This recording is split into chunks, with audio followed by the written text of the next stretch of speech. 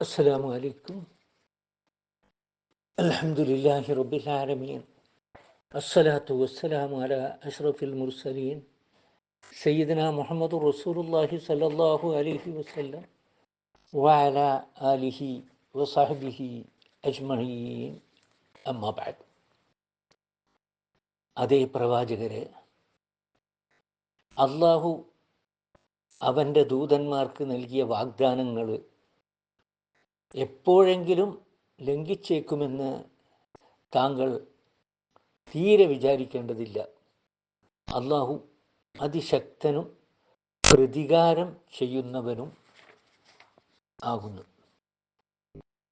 ഈ ആയത്ത് നബി സല്ലല്ലാഹു അലൈഹി വസല്ലം തങ്ങളോടാണ് അള്ളാഹു പറയുന്നതെങ്കിലും അദ്ദേഹത്തിൻ്റെ ശത്രുക്കളെ കേൾപ്പിക്കുകയാണ് ഇതിൻ്റെ ഉദ്ദേശം.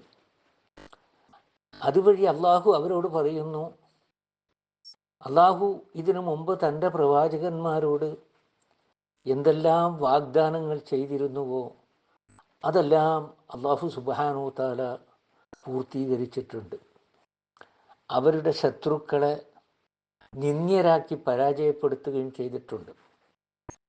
അതേപോലെ തന്നെ ഇപ്പോൾ തൻ്റെ പ്രവാചകൻ മുഹമ്മദ് നബി സല്ലല്ലാഹു അലൈഹി വസല്ലം തങ്ങളോട് ചെയ്ത വാഗ്ദാനങ്ങളും പാലിക്കുക തന്നെ ചെയ്യും.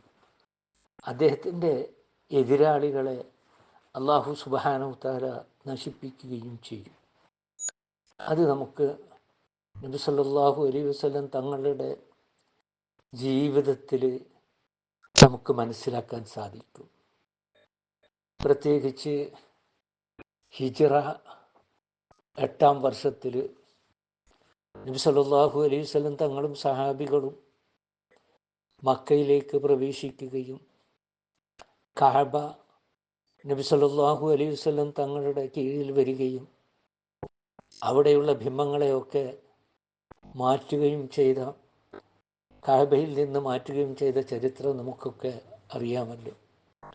അതുപോലെ മറ്റൊരു കാര്യം, നാളെ പരലോകത്ത് മനുഷ്യർക്ക് ലഭിക്കാവുന്ന കാര്യങ്ങൾ, അത് ശിക്ഷയാവട്ടെ രക്ഷയാവട്ടെ, നബി സല്ലല്ലാഹു അലൈഹി വസല്ലം തങ്ങളോട് അള്ളാഹു പറഞ്ഞിട്ടുണ്ട്. ആ വാഗ്ദത്വവും അള്ളാഹു പാലിക്കുക തന്നെ ചെയ്യും. അള്ളാഹുവിൻ്റെ സജ്ജനങ്ങളായ അടിമകളുടെ കൂട്ടത്തിൽ നമ്മെ എല്ലാവരെയും അവൻ ഉൾപ്പെടുത്തുമാറാകട്ടെ. വാഖിറു ദഅ്വാനാ അനിൽ ഹംദുലില്ലാഹി റബ്ബിൽ ആലമീൻ. അസ്സലാമു അലൈക്കും.